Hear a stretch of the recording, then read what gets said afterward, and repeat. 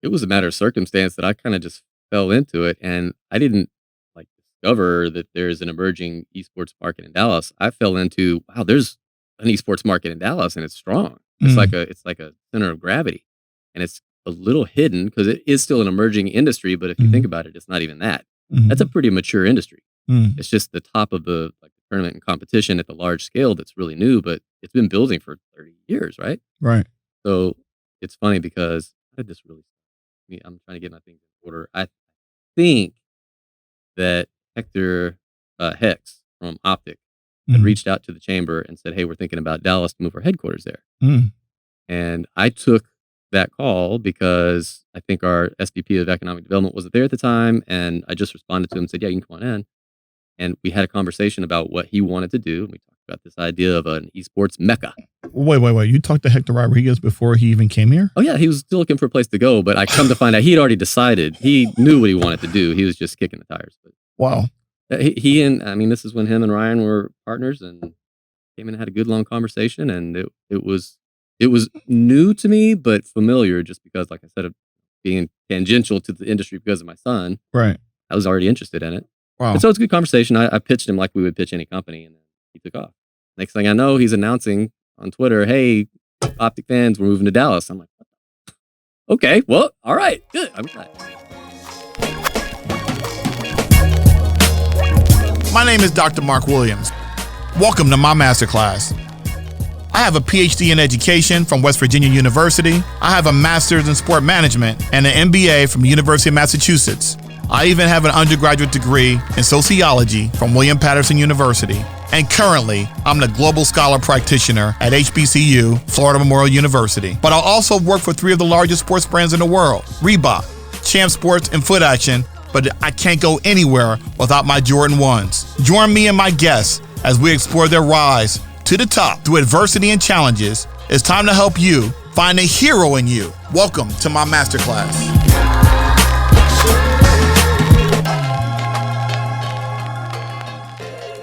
Welcome to another episode of Dr. Marc's Masterclass. How are you guys doing? Yes, I'm at my Masterclass, and I'm rocking IU paraphernalia.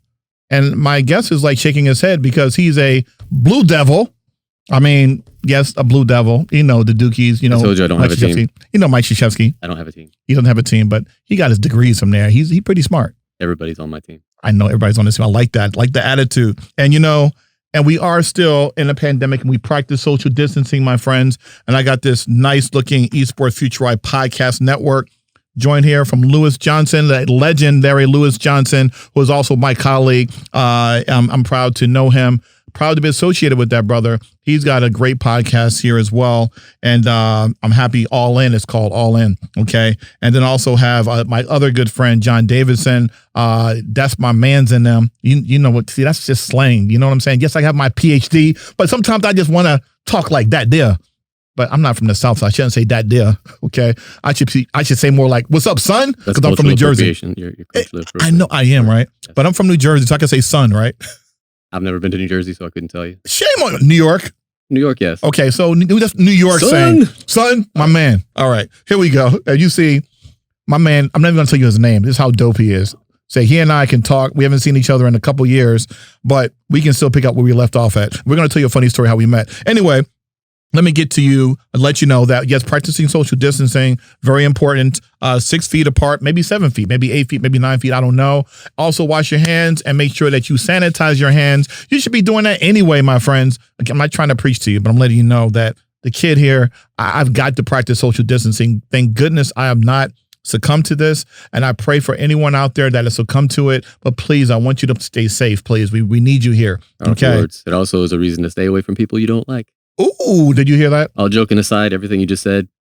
My man, exactly. And the thing about it is, we would not be here if it was not for this great man, Jacob Miles III. Not the first, not the second, but the third. Jacob Miles III. We're gonna talk to you about him in a little while, maybe on another future broadcast. But I always mention him because he started the Esports Future Podcast Network. And also got a shout out to my dear friends, Innovation Media Enterprises, Aaron and Sia. Oh my God, holding it down. 2 women in the industry holding it down with their own podcast studios, 3 of them in Dallas, okay? Amazing people. Clap. You got to clap for them. Yeah, my man. Where's my thing at, AJ? Where's my man? Where's it at, AJ? There we go. There we go. My man, AJ. AJ, my man on the wheels and still. AJ is a cat. He just graduated last year, but now he is now our director of studios and technology. Give it up for big dog AJ. What's up? Yes. All right. AJ got a promotion. All right. Want to take a bow, AJ? Want to say what's up to everybody? I'm not sure what to say. You're the host. Oh, man, come on, bro. You say, what's up? I'm AJ. What's up? I'm AJ. I'm the person he always shouts out on the podcast. And I am currently the director of studios and technology at Innovation Media. It's going to be very embarrassing if that actually doesn't happen, but... Wait, you're talking yourself out of a job. What are you doing? What are you doing? I just gave you props. See, Aaron and Sia, I don't know about this cat, but I know about him because I love this guy. He makes me sound good, makes us all sound good, the sound engineer. Give it up again for my man, AJ. I don't know. I like Sia, but I've got a complaint to lodge against AJ. Oh, you got a complaint already? Already. Uh-oh. What's the complaint? I keep hearing all this clapping in the background, and in sound check, he gave me a half a second and said, that's what I get. Oh, that's what you get? I get a half a second. Okay, you're going to get more of that. He gave himself 5 seconds. I know, AJ, you got to give my man 10 seconds or so with the loud clap. I don't want it. No. I proclaim you get 10 seconds, dog. All right? Because that's a waste of your time. Yeah, Eric, my man, this is one good thing that I have about my guests. We talk esports, we talk video games, we talk about I got to represent the Jordan ones big time all day, every day. And, I'm one of 10 people in the world that have this joint right here. Thanks to my people at Nacon. Yes.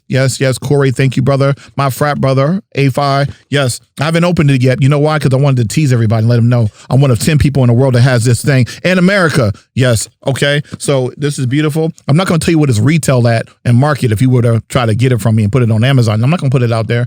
I'm keeping this joint. This is mine. But I'm not going to tell you where I'm playing my game because you want to come to my house and try to get it. No. Okay, it's mine.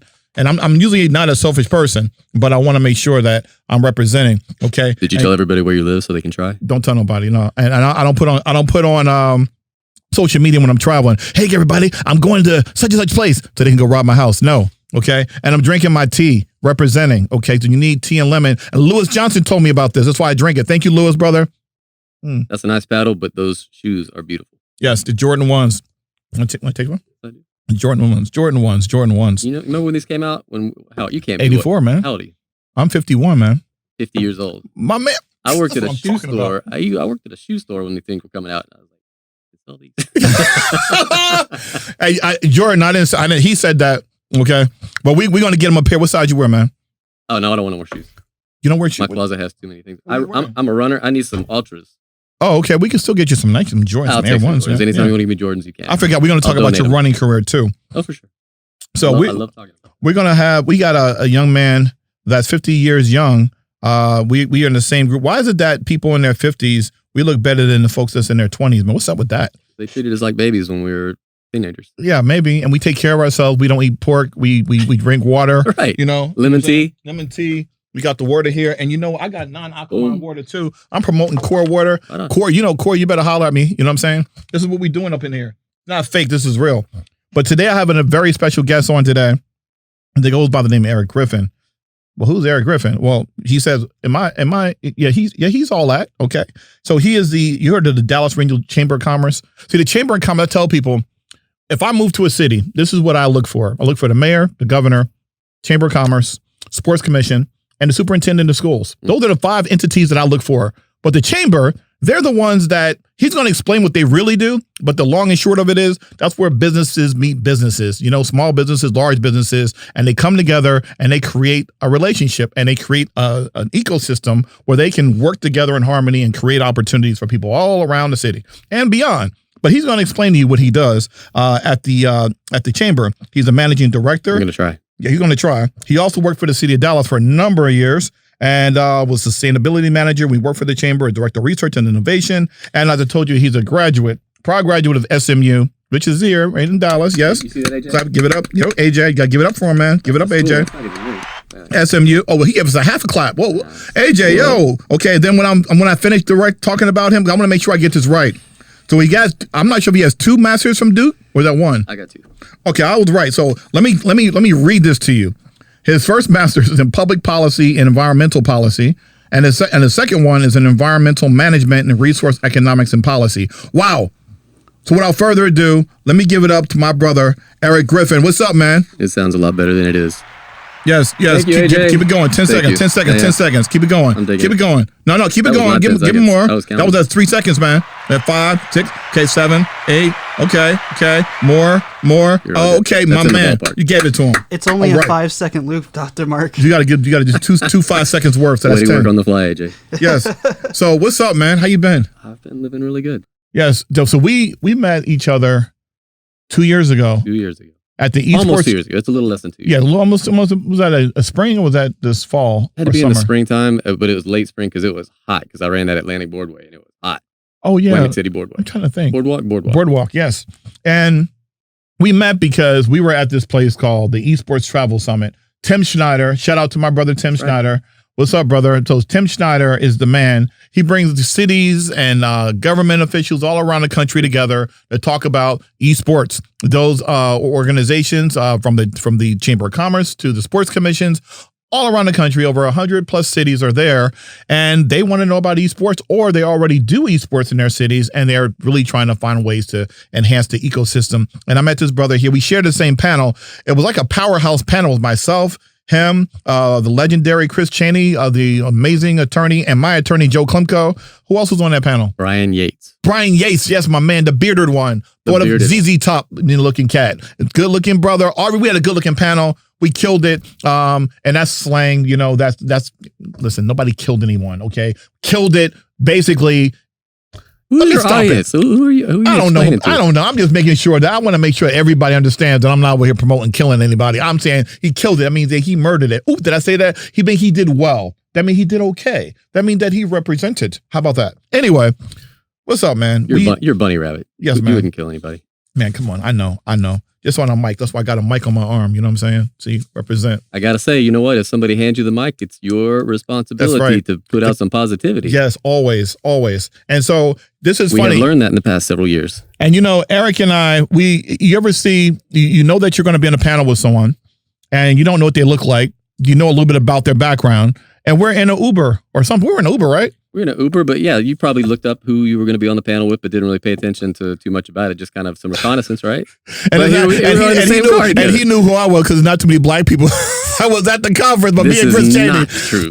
I'm kidding. Chris Chaney was the only black person at the panel. Me and him, and I was like, he'll like, "Hey man, are you gonna be out there because you're going to the panel? You're not Chris Chaney because I know who Chris Chaney is. No, I'm kidding. This cat has no racist blood in his body. This cat right here. We were in the car Uber for 35 minutes or so. It was a long ride. 40 minutes, 15 minutes. Yes. It was crazy. We were in Philly. We flew into Philly, yeah. Yeah, so about an hour ride or maybe, and we were in a van together, and we just talked about family. We talked about relationships. It was schools. Yeah, it was amazing. So, man, and then we wound up being on the same panel, even though we knew we were going to be on the panel together, but we hadn't really talked and met each other. I don't even think we talked about being panelists at first. No, we were just attendees to the conference. And we realized, oh my God, we're on the same panel.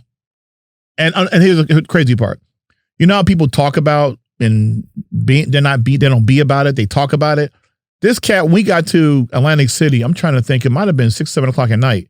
This man went on a run. Okay, I was at the beach. What are you gonna do, bro? I got my stuff, bro. You listen, man. We were 6 o'clock, 7 o'clock at night. People were gonna eat dinner. Really? He's like, man, I'm gonna go for a 10-mile run. What? Who are you? You exaggerate. And you just how many miles did you run? I probably did 6 that day. Who does that? But a runner. Yeah. So he was 49, 48 at the time. And he was like, I'm going to go run. And he didn't just like jog. That's my peace and balance. He did like maybe a 6-minute mile, 5-minute mile probably. Oh, no. I'm not winning any races. I'm just trying to be healthy. So you did like a 7-minute mile? Like if I ran a half marathon, I'd be running between a 7:15, 7:30 pace. That's crazy. So what is that? That's nothing. That is not even close like to 3 hours? That's not even close to being an excellent athlete. Okay, like 3 hours? For a half marathon? Oh, no, for a marathon. Marathon, I have never done a marathon where I got to run it because when I did train for one, I trained with some people that were way more advanced than I was.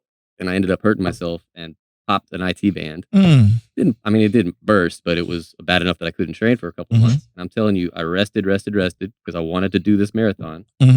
And about a month before the episode happened, I was well enough just to get out there and put some weight on it. I must have been misbalancing because the right one popped. Mm. So now I got 2 IT bands that are just broken. So I was depressed. Mm. I mean, this was a big deal for me at the time because I was really, really into running like racing because I had never raced in my life. And my wife kind of got me into it. And I really like that community and they're all very supportive and race every day just about. So you can always pick one. This was the Dallas Marathon. And the prior year we were going to train for it, but it was the year that it iced and it canceled the marathon. The marathon got canceled because of ice in Dallas. When does that happen, right? Ice in Dallas, wow. So this next year I trained for the thing and I ended up getting hurt and I can't do it and I'm all upset. But on the day that the marathon happened, I woke up and I'm still not being able to train. My wife's still going to run it and it was going to be our first together. And I was like, you know what? I'm going to run with you. So we ran the whole thing together. She paced me and kept me going the whole time. We ran 26 miles together, finished the race together. Wow. Pretty impressive. Together the whole time. I will never run a marathon again, ever. I don't need to do that. Did she run for time or did she run for enjoyment? A little bit of both. I mean, she was doing it for personal achievement. She did it. That's amazing. Yeah. I've always wanted to do one. I've watched people do it. I've never tried it. I can relate to 5Ks. That's I did one 10K once, and I did 5Ks. You can do that where it will hurt you. So yeah, it's intense. Yeah, I ran competitively 5Ks at one point. I ran in college. I ran the 800, 400, and then I ran 5Ks. And my fastest 5K was 15:25. Yeah. Yeah. What? Oh yeah. My fastest 5K is only in the 17-minute range, man. That's pretty impressive. Well, I ran a 400, 800 in college. So I love the 800. If I could go back and actually be a runner, I played soccer my whole life. If I could be a runner, that would be my distance. Did you play sports at? You were doing your masters at Duke. Okay. I was doing my masters at Duke, but I didn't even play soccer at SMU. I was not good. I wanted to, but when I was at SMU, that was just post death penalty. Oh, so no there death was penalty. No football. Soccer was a homecoming sport. All of the scholarship money was going towards different sports than football. They don't know what death penalty is. You know, that was probably not. Yeah. I don't want to get into people do. I don't want to get into that, but SMU is now back, and you know, post Eric Dickerson and those guys, they're back. Now remember, think about a school that's got like at the time 7,000 students, but they've got 2 of the top national players in the country, and they're winning everything. It's a tiny little school. How do you do that? Well, I mean, you know. We know. But I tell you, I'll be controversial here because it was a long time ago. Yeah. It didn't just happen, but I mean, you know, a lot of schools doing the same thing. A lot of schools doing the same thing, and it's still doing it. It's still doing it, but so that was the old Southwest Conference, if anybody remembers that. I grew up in Irving, but in the Dallas area, and that was everything. I mean, did you know? Was just a thing. Did you know when you were in high school, what schools were you thinking about going to college? I didn't apply. I might apply to 3 other schools, but I didn't really apply anywhere else. I knew I wanted to go to SMU. I didn't have any other consideration, and that's just my stubbornness and pigheadedness. Wait, you didn't apply to any other school?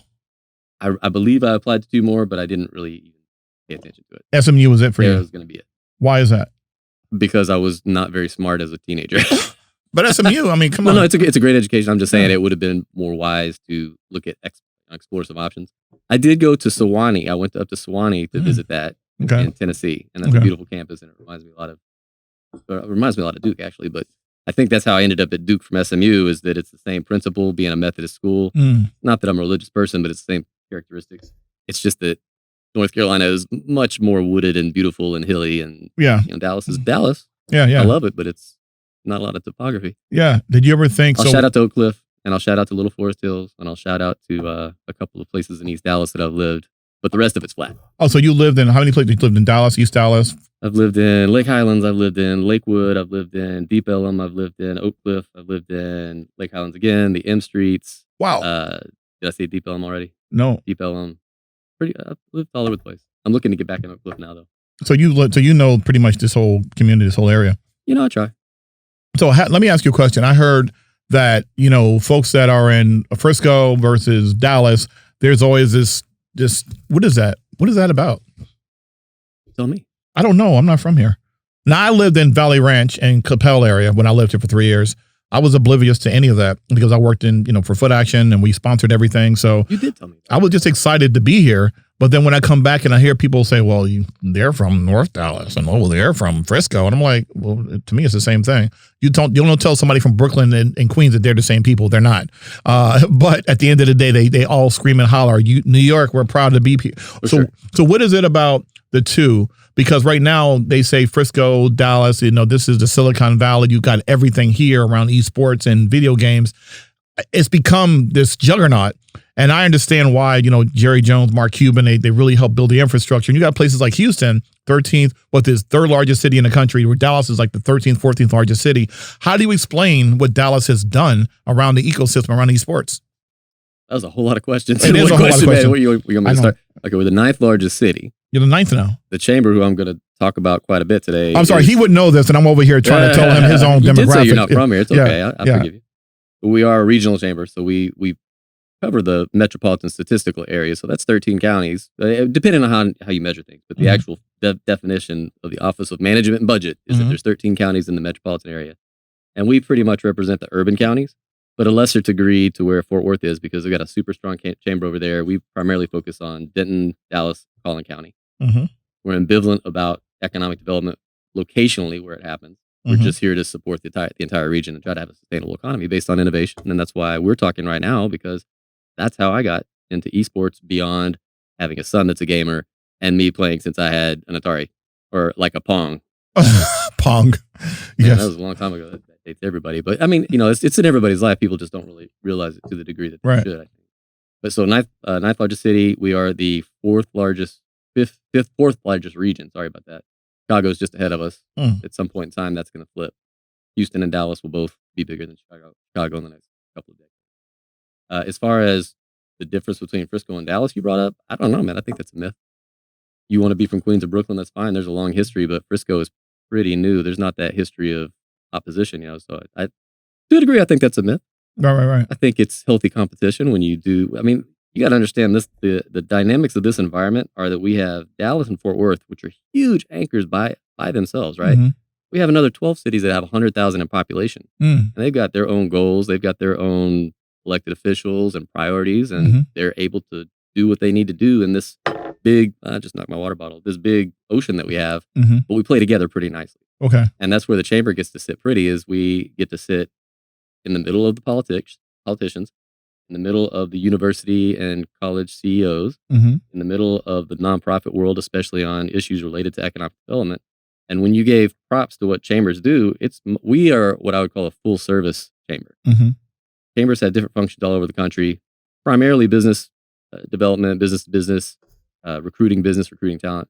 But we do the full service in terms of what does education and workforce look like? What does technology and innovation look like? We have a really strong public policy team that advocates city, state, and federal level. So we got the whole package. And it gives us some access to see things that are very clear in a silo, but a little fuzzier from 30,000 feet up. And we get to be the one that says, well, you need to talk to this person, and these people are doing this. So I call it the access to the access. It's really a gratifying job. So one of the things I think we talked about a few years ago is that the sustainability plan. And I know that you were one of the first chambers to do that. What kind of work did it take into creating the sustainability plan to really look at the potential innovation of what you can do in the city of Dallas? I'm going to give props to the city of Dallas. That was all run by the Office of Environmental Quality and Sustainability. James McGuire was the department director. Now he has moved on to the EPA, bigger and better things. And the second in command, Sue Alvarez, is interim of that directorship right now. And that was a process that had nonprofits and the business community. I got to represent the business community from the chamber's perspective, but we also had like Hunt Oil and 7-Eleven. We had large presence from corporate interests, but also the nonprofit, the faith-based, the neighborhood. Everybody is at the table. And they put this enormous document together to show that we as a city don't care what happens in Paris. I mean, we do care what happens in Paris climate change, of course, but we want to do our part regardless of if the United States is a participant or not. Looks like we're going to be again, so that's great. But I'm telling you, I used to be the director of environmental quality at the city, and the attitude in 12 years has completely changed to the progressive. And I don't mean from a political standpoint. I just mean from, hey, this is a challenge that we have to face right now, because if we wake up later, we've already lost a lot of time. And so this giant plan got put together from all these different interests. Props to AECOM, who ran the consulting part of it. And it got through council 15-0. With every single elected official taking a turn on the mic saying, this is why I like it. We know that there's still some issues that have to be worked out, but that's what it is. I like to say it's like the Constitution. The Constitution was written by a bunch of white men that had property and that had slaves all over the place.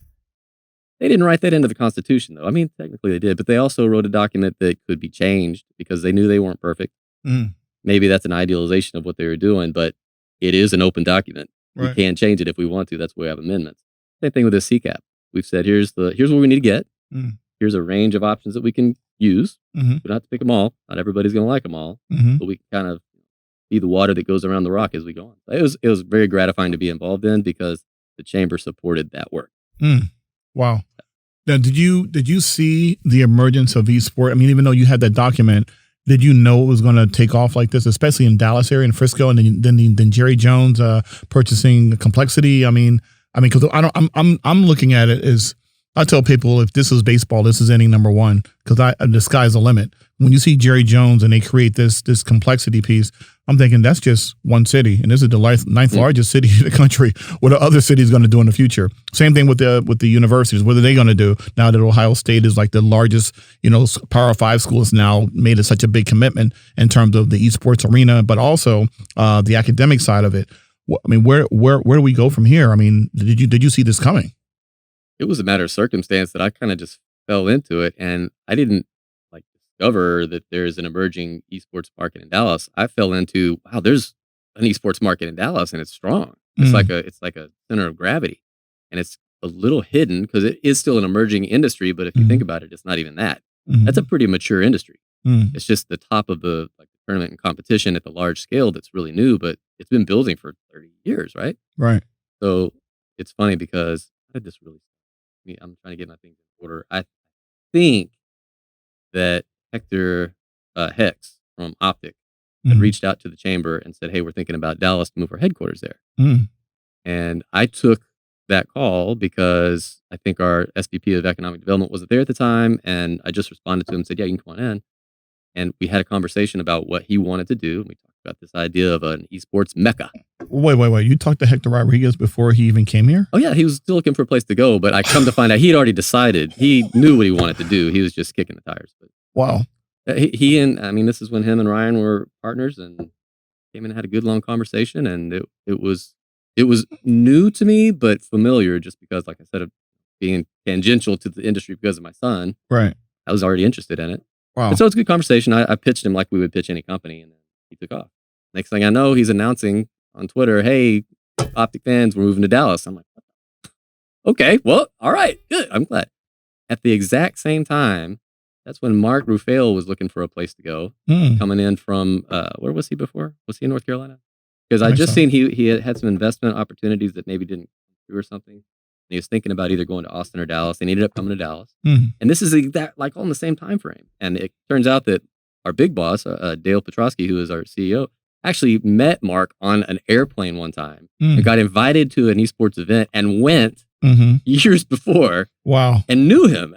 Are you kidding me? This is just like kismet, right? Right. And so right after that is when it was announced that Jerry Jones is jumping in with both feet and buying Complexity. This all happened within the span of a year. Jesus. And so, then Marc got his team with the NBA. Yeah. And this, my friends, this is what you're not going to hear. We keep hearing about all these amazing people. Oh, I play pro sports, play gaming, and all the pro gamer, and I got some money, and I became big, and this is who I am. No. They make it exciting, though. Listen, but Eric is breaking it down because now he's explaining timelines that I didn't know. How would I know this? But unless you lived here and lived it, you really wouldn't know. And it's important to know the history and the context of things. And that's why this conversation is interesting, because we have never talked about this before. He just casually, oh, yeah, Hector contacted me. I'm like, what? Don't get me wrong. He does not invite me over for barbecue. I was like, all right. So no, but still.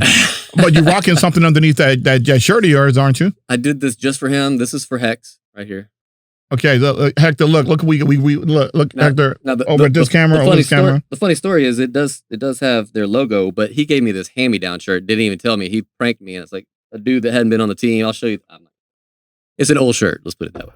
Hector, come on, dog. You got to give him the real deal. All right, so Hector, this is for you too. This is Envy's shirt from back in the day. I love this logo. It's just fantastic. He did this. I know that's his. Yeah, that's him putting this on here. So yeah. So I said Marc. I meant Mike. So in any case, Mike didn't give me the shirt. It was CFO. Oh well, I would have given you props, but my brain is old and battered. Anyway, Complexity makes the triumvirate, and we already have the corporate interest here. So you probably saw AT&T just up their investment with 100 Thieves. Yeah, 100 Thieves. Yep. I mean, they are jumping in with both feet also because they are a technology company, right? An entertainment company. So it makes a lot of sense. And they're headquartered in right downtown Dallas.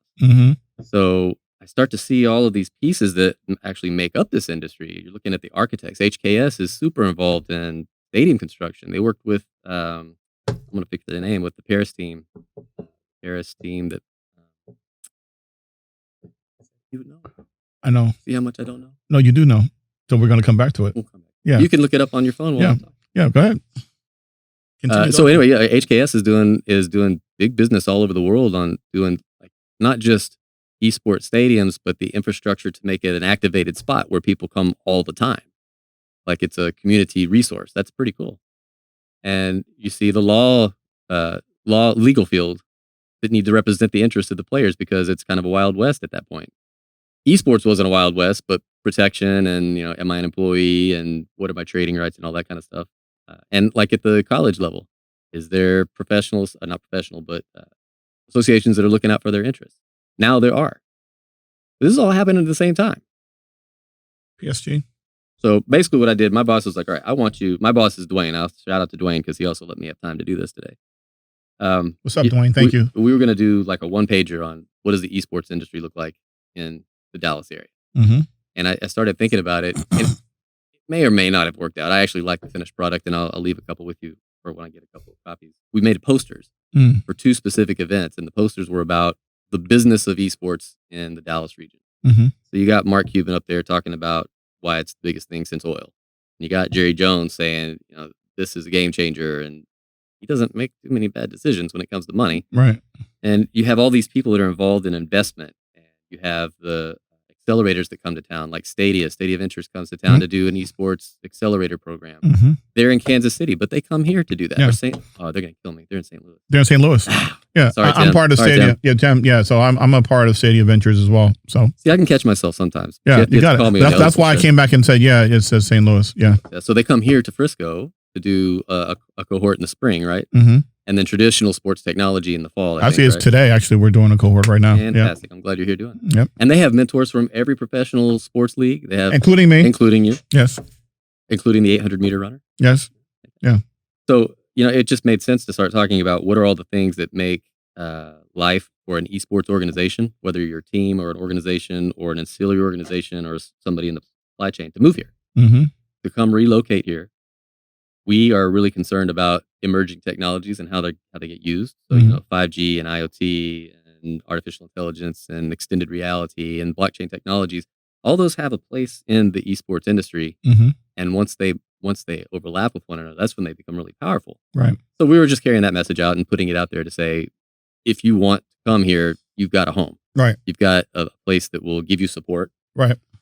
And, to a degree or lesser degrees, there's governmental support, but really it's that there's an ecosystem that you can go to. You can ask somebody for advice for payroll issues if you're a brand new organization. You can go and ask for legal advice if you got patent issues. It's a good place. Yeah. So tell us, okay, now that obviously there's different things that you're doing within the chamber. Give us some examples of some of the projects you're working on in addition to what you're doing with esports, and do they parallel at any point? I try not to do anything that doesn't support what it is that's our critical mission, but specifically what I do as a job function. So my job in research and innovation is to really look at a disparate set of data sources and try to pull some story out of it and figure out what's really happening on the ground. And then without being too promotional, really just tell the story and say, this is why it's a good place to do business, whatever kind of business you are. Dallas is an extremely diverse economy. We're like the second most diverse economy in the country among large metros. Out of a 1, which would be the United States diversity, we're at a 0.83. That means we're good at really just about every industry. And I think I said this at the conference we were at. There's an upside and a downside to that. On the upside, you can weather downturns like really what's happening now. I'm not diminishing the fact that people are suffering right now, and we can talk about that for sure. Right. But we're doing a lot better than a lot of other places. Right. That's because we have some sound fundamentals. It's because we have opportunities. It's because I think not just that we're a caring place, because everybody will tell you about that about their own home, but it's because we have infrastructure in place to help people, I think. Right. But not only are we diverse, which is a good thing to help you weather recessions, we're also diverse. And so you're not known for any one thing. Right. We're not the car capital of the world. We're not the fintech capital of the world. Right. We do all of it great though. Right. So that's the balance of the story. So that's what I do from a data and research perspective. Now that has shifted because of two things: pandemic and remote work, and how we have pivoted our operations, but also because of the importance, finally, that corporate America is realizing when it comes to addressing openly diversity, equity, inclusion. Lots of good companies been doing lots of good things for a long, long time, but it hasn't been a primary. It's not a tattoo, and now it's a tattoo. Do you think that I was talking to one of my friends at Davina Mackey over at PlayStation, and she's the president of Black at PlayStation, and she said the true when you really look at companies that are looking at D&I during the pandemic and during George Floyd and Breonna Taylor's death, you saw a number of companies coming out of the woodwork saying, "Hey, we want to improve," but you really need to look at 6 to 9 months down the line to see where they're at then. You know, now that the presidential election has happened already, we've elected a new president, new vice president, new office, everything. And so the shift of that happening, do you see a number of companies that are actually staying true to that course and saying that they're focused on it? Or did you say her name was Davina? She speaks the truth. I mean, that was some knowledge that she dropped off on your audience out there, because, you know, we were actually going through strategic planning process to hit our next 5 years. Right. When everything started back in March. Mm-hmm. And then with George Floyd's death, but really with just a string of deaths that were ever present, and people were just home being remote. Right. And eating on this. I think it touched the hearts of a lot of people in corporate America. You got to remember that businesses are made up of people. Yes. Nobody in business makes a decision that's going to intentionally hurt somebody, right? Right. And so I think the Dallas business community has looked to the chamber to be the organizing principle around how do we keep this center in focus. Right. So yes, during that strategic planning process, we really mapped out what would our response be. And you'll hear Dale say that DE&I is part of our DNA. But I mean, we are still learning and growing and modifying. So we essentially took our 5-year strategic plan and broke it down into 2. We're going to do a shorter 3-year now. And we've elevated DE&I up to a pillar of like focus for, this is how we filter all the projects that we try to bring here. Okay. And have commitments from our corporate members to run actual board level task forces and committees on this, and take a stance on criminal justice reform, or take a stance on improving access to capital and opportunities for small Black businesses or entrepreneurs. But this is the regional chamber doing this. This is a regional chamber doing this. But that's why it works. But what about the other chambers that are in the surrounding communities? Do they have the same commitment as far as D&I like you do? I mean, I can't speak for what they're doing at an operational level, but we are very intent on maintaining our partnerships with all of the EDCs, which are economic development corporations, and all of the local chambers, whether they're place-based or ethnic-based. That happens more on our economic development team side. Right. So I don't have much insight into that. But considering how well we work together, I have to imagine that, yeah, it's really a community effort. It's gratifying to see, because Dallas is, we have our problem. We have had our history. Right. That doesn't mean that you can't own up to your history and take responsibility and then work to heal. Right. And having the right temperament and the right people in place that sees this vision is so important, because one of the things that Tim Schneider and I talked about last year at the summit, I think there's a lot of amazing people out there that work in the space of esports or gaming or video games that are intentional and just love people. But they may not be thinking about, diversity and a way that we have come to learn about what diversity and inclusion is, right? And when I talked to him about last year, he goes, what do you think we can improve on? I said, well, you had a panel that talked about diversity, and it was like only one woman up there, and the rest were white men. And I said, so there's a Reddit subreddit called Self-Aware Wolves. Have you ever heard of that? Yes. It's like you're almost there. You're saying the words, but you're just not quite getting it. But the cool thing was that he was like, oh, well, tell us what we need to do. And there's a difference between that and like, oh, we're doing fine here. And that's why the Tim Snyders of the world are amazing, because the following year, this year, even though it was a pandemic, it was just a whole different dynamic, but the same topics and discussions, but different. He even gave us our own panel on HBCUs. I could never have foreseen an HBCU panel at an esports event. until another 3 to 5 years probably, because at the time, had we not had the pandemic, I think I still think that it would have been another 2 or 3 years because this forced a lot of schools to do that and get involved quickly because they had to make a decision. The HBCUs are more focused on, enrollment. As the white schools, when they do esports, they're not focused on the academic curriculum. They're focused on the games, right? It's not about enrollment. The schools like Robert Morris, it is, and Becker and other schools like that, and Shenandoah. Yes, I know the schools because I study this stuff, and I am an educator myself. As you know, I'm the global scholar practitioner at HBCU. HBCU is the bomb. Paul Quinn College in Southern Dallas is the place to be. Oh yes. But listen, I got to shout out to SMU again because you called out my alma mater. I'm telling you, they have the number one graduate program in the world for video game development at the Guild in the world. That's not surprising. So I don't want to just shout out to SMU because UNT was giving scholarships. And UNT is coming up. They don't have a program yet, but they are moving. They're starting to think about it. So give a shout out to UNT. UTA, Texas Wesleyan. The schools in the area know what's going on. And that's another element to it is that we also have a community esports approach where it's in certain ISDs. And the ISD like technologists and innovation leaders are asking these questions. How can we bring this as a curriculum to our schools and have healthy competition? Community-based programs that allow kids that don't have internet access or computers in their house or video game units in their house to come and just do what a kid does. Right. But then now the thing about it is, let me go back to this. Okay. So I'm shout out to Tim Snyder again, because for recognizing and understanding that.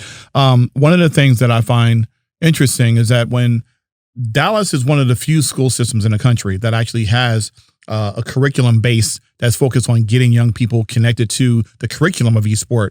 The interesting part is that you do have universities here that if they were trying to find a place where they can, create a pathway to a college, you got the SMUs here. You have the UTAs that now have an esports program. UNT is about to create something, but there's a major disconnect. Usually, when the high schools and middle schools the superintendents are now putting that in place. The universities in different cities are not. They're just sitting around looking like, what do we do next? And so, my question to you is, did you find it difficult when you were talking to governmental agencies or companies or brands that really wasn't making D&I a priority, and now that your focus is one of your pillars, was it easy to convince them that this is important, or were they already leaning that way, and maybe the George Floyd and Breonna Taylor was the impetus for them to go ahead and move forward in that regard? It's both and. So I think our organization, for a relatively conservative organization in what used to be a very conservative area, but now is a little more balanced, in an industry or sector that is relatively conservative and risk averse, we did a pretty good job of leaning right into it and saying, this is how we are going to approach it. So that's the one approach coming from us to them. Right. But I'm telling you, our members came and said, our board president said, we are going to make this an issue. They got a full page ad in Dallas Morning News and said, this is where we stand. This is what we stand for. And we'll be expanding on that. Right. So back to my story, we're still going through our strategic planning process, and we're able to evolve just like Tim did. Data helps you evolve. Right. Once you get educated and you learn some stuff, if you're really open to listening and understanding, you can evolve. Right. That's exactly what we did. And that's how this partnership is working now, because it's not just the corporate community. It is those university CEOs. It is the nonprofit board leaders. It is our workforce development system. We're all trying to align our individual goals in the same direction. Right. And we've been trying to do that for decades. Believe me, I'm sure every community has tried. Probably some have failed. Probably some have succeeded. We're at the point where we're just pulling that string where it all comes together. So you brought up about a curriculum in DISD that gets you into esports. I'll give you more than that. We have a program now. First, P-Tech is awesome. So corporations adopt a high school and they set up like a very intensive curriculum for kids interested in whatever that industry is. And that's in many schools throughout the ISD. That's one good positive relationship between education and corporate side. But once a kid graduates from, I believe, any school in Dallas County, it's Dallas County Promise, you have the opportunity to get your AA. And I can't tell you how much money you get, but it's automatic. And if you get your AA, you do have to apply for your Pell Grant. But you will get that education. Once you get your AA, SMU and UNT is on board to give you automatic admission. Not necessarily pay your school, but you are going to get a 4-year degree if you want one. So by that time, you've tested it out, decided, do I want to go on further with education or do I want to go the job route?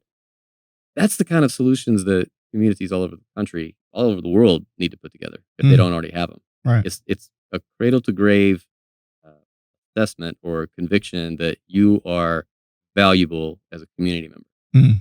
And we want to keep you. Right. And we want you to succeed. Because when you do, we all do. Right. It's interesting because I look at the different cities that are leading in the country. I look at, Dallas, obviously Frisco. We've got Atlanta. You got, Los Angeles. You have Raleigh, Durham area.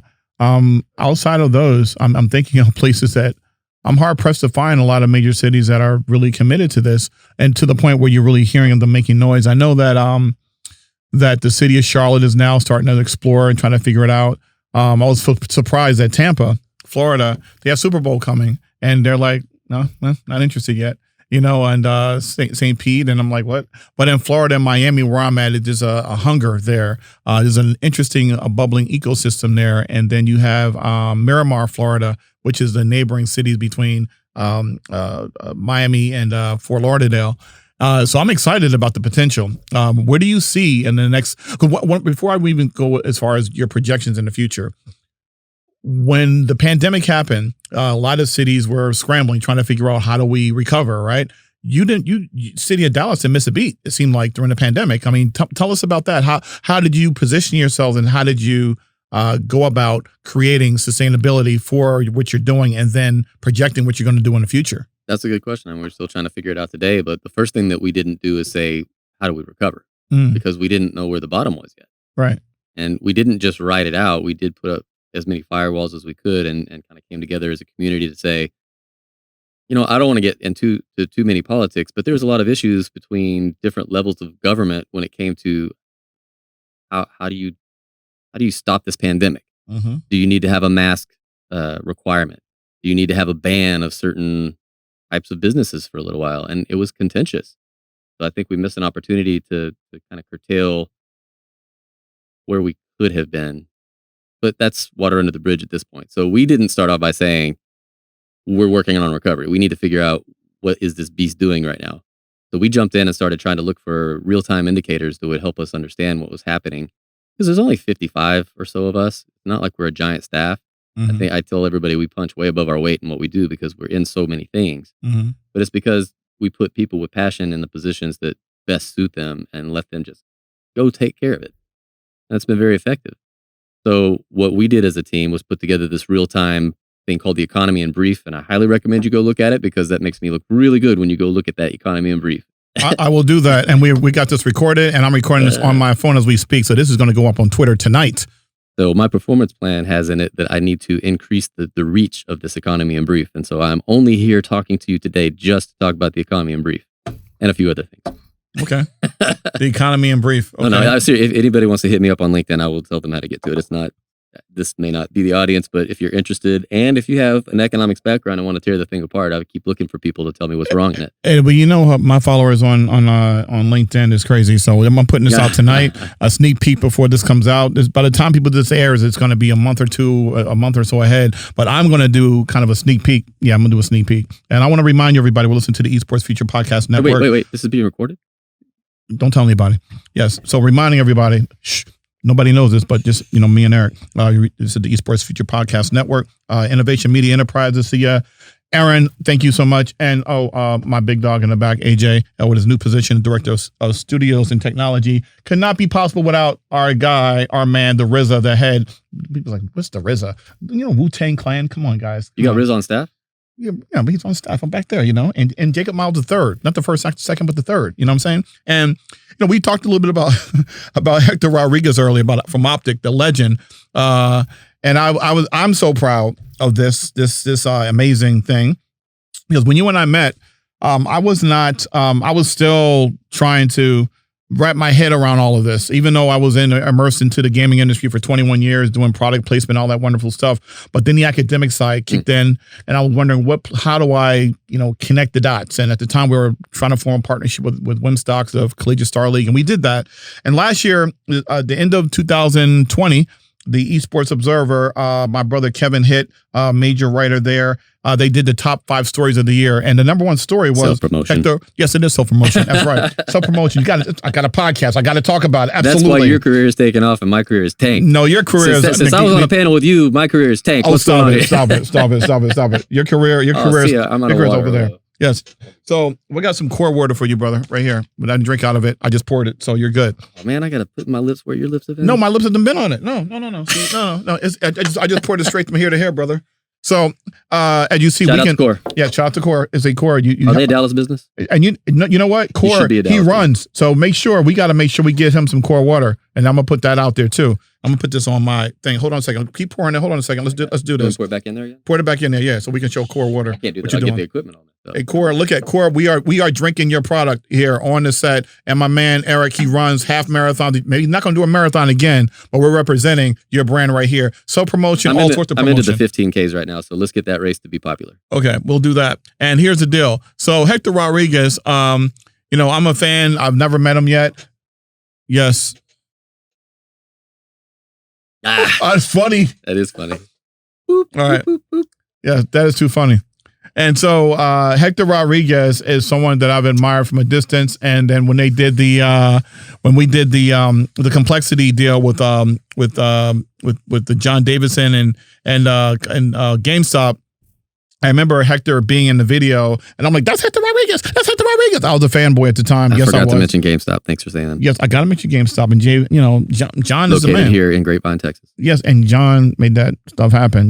John was talking to me. We were at the University of Houston. I was a guest. I was a visiting professor, and he told me about this deal he was doing, and I didn't see it until last month when I came to Dallas, and he proudly showed me. I was like, "That's what you've been talking about, brother?" And he's like, "Yes, that's what I've been talking about." You know how John is. John is real laid back and cool, Mr. Skateboarder. Yes, the TLC drop. That's my dog right there, John Davison. And so, yeah, he was part of that deal. And I said, Hector Rodriguez, and they had the top 5 stories of the year. Kevin had the top 5 stories of the year.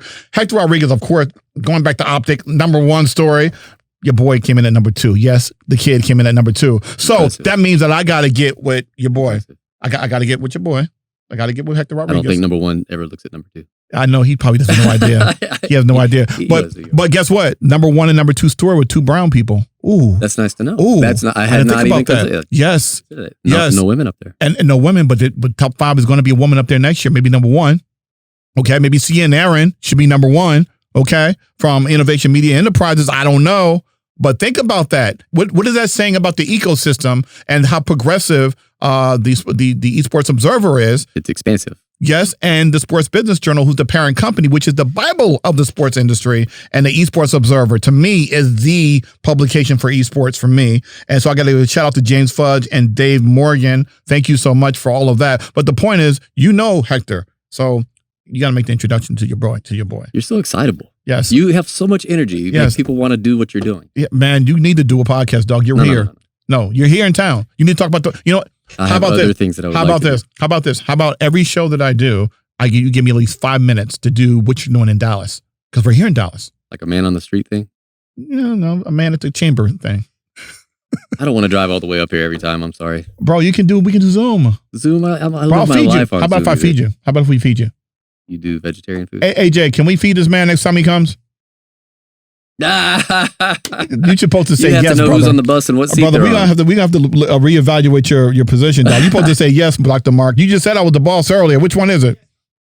You got 2 complaints in one day. My man, yeah. Absolutely. We can we can feed you vegetarian style. You tell us what we get. We get Aaron and see it on the program for that. That's easy. So let me ask you this: ask John, and this was what I was concerned about when the complexity deal was going on. I was working my butt off to try to get a Fortune 5 company located in Dallas to take on all 3 teams. They're headquartered here. A lot of people don't know that Complexity and Envy and OpTic all moved here and are all doing business here as headquarters. And I tried to carry that message when it first happened, but I have been away from kind of the speaking scene for a little while. But I was looking for a business that would take all 3 on as a sponsor, a non-endemic as they call them, and say we support the whole community in the Dallas region. We don't just pick one team. We pick Pizza Hut here. GameStop did that. GameStop did that. When I was trying to get somebody else, GameStop was off on their own doing just that. So I mean, they know. And John was like, "Yeah, I did this, and I'm bouncing." And he left. He's like, "I'm ghost. I'm retiring." Just like that, mic drop. That's what John does, right? And then on top of that, anytime that he comes through the area, he could look up and say, "That's me." At GameStop, you see that? Yeah, that's me. And it was funny when I was walking through the complex, and he showed it to me. It was almost like a proud father, and I felt like a proud big brother because John's my little brother, and I'm just like, I'm smiling with him. I'm like, yeah, man, this is dope. And it was dark. It was dark but light, and it was glistening. The GameStop was glistening. It was what? It was glistening. It's dark but light. And dark but light. Yeah, yeah. Come on, Marc, you double negative here, right? Yep. So it was dark but light. It was kind of like it was almost special. Like the sunset. Oh, nice. The sunset. I'm looking up. Dallas does have some good sunsets. Yes, on the right day. And then you see GameStop, boom, blinging, and I'm like, man, this is dope. And again, you was at the center of some of that, all of that. I mean, I don't claim that at all. I just got to look at it. But you were. See, then when you claim stuff, then that's when everything takes off. When you sit and kind of like, oh, I'm okay, I'm average. Yeah, but then I'd have to keep doing it. And esports is just one thing. I got other things to do. Exactly. Brother, you're not average, man. Embrace your dopeness. There we go. Embrace your dopeness. Where will I find it? It's all over you. It resonates. There you go. A little bit. Yeah, I came here straight from a run, by the way. I didn't have time to. How many miles did you run today, man? I don't know. I'll tell you what we're talking. This is crazy. This man runs. I mean, he runs. Not like half mile or a mile. Well, I live 2 blocks away from the north side of White Rock Lake, so I literally just walk there in 5 minutes. But I can also run there in 2. So we have had a fascinating conversation with my dear friend here, Eric Griffin, the Dallas Regional Chamber Managing Director, and many other things, marathoner, husband, father. I mean, bro, he's just all around cat. And the cool thing is that we have a cool rapport. He's got to come back. I told him to give him his own segment to talk about Dallas Chamber, 3 to 5 minute segment, sponsored by maybe Core Water. Who knows? I don't know. We've been talking about it. My man ran 5 miles today, but it's been a pleasure talking, and we haven't seen each other in 2 years. We're not going to do that any longer. And I didn't have to bribe him, because that would be really bad to say I bribed him, right? I got nothing. Governmental official. I got nothing today. And it's recorded. I got water. It's recorded. Can I give a shout out to my daughter? Please do that. So Nora is 4 years old. Yes. And she's going to be listening to this later with her little friend Javier. Hey. And I've got another daughter named Waverly up at SFA. Stephen F. Austin. Stephen F. Austin in Nacogdoches. Nacogdoches, yes. She's in her 2nd year, but she's a junior. Yes. And then I got a son up at UNT. See, Stephen F. Austin, it's Axum Jackson. I know that because I was a professor there before, so I know. No kidding. All right. Yes, I know that. And then I got a 22-year-old at UNT. My son Kelton. So Kelton, Waverly, and Nora, hey, how's it going? And Senator Royce West of the Dallas area one time let me know after the Hurricane Katrina disaster that we took people in to take care of for several weeks. We were having a meeting at the very end of that to kind of wrap stuff up and just kind of tell each other we did a good job. You reminded me that you always got to thank your wife. So I'm going to thank Brittany for letting me come over here today, because I could have been at the house taking care of the kids with the teacher and her, but I'm here with you instead. Well, that's, hey, wait a minute. So you got to give the props to the wife. So wife Brittany, thank you for letting my man come out to play. Thank you. And since we're giving shout outs to government officials, John Davison, as always, he introduced me to former Mayor Masso. Is it Masso that was here yesterday? Or whenever this was, because the podcast is going to be taped at another time. I have no idea when he was here, but he was here, and I met the mayor of Frisco, former mayor of Frisco, who's done amazing things, and I'm looking forward to hearing him speak on the John's podcast. So I got to shout him out, and I forgot to. I'm going to send him an email today, but we had a great time today. As you know, we are here with the Esports Future Ride Podcast Network, powered by Innovation Media Enterprises. And Sia and Aaron, thank you so much. Make sure we take care of my man next time. Okay. You took care of me today. Thank you. Yes. And we're going to get him some vegetarian food. AJ, we know you're back there grinding, doing your thing with your brand new position of Director of Studios and Technology. I had to read it because I didn't realize what the name of the title was, because it's a long title. Like I met my man, Eric. Eric's title is the Dallas Regional Chamber Managing Director of Research and Innovation. That's a long title, but it's well deserved. And remember, my friends, before we go, I started this on my previous podcast on making sure that we give our guests the opportunity to talk about a networking tip they like to give to maybe the 4-year-old, the baby, and her friend Javier.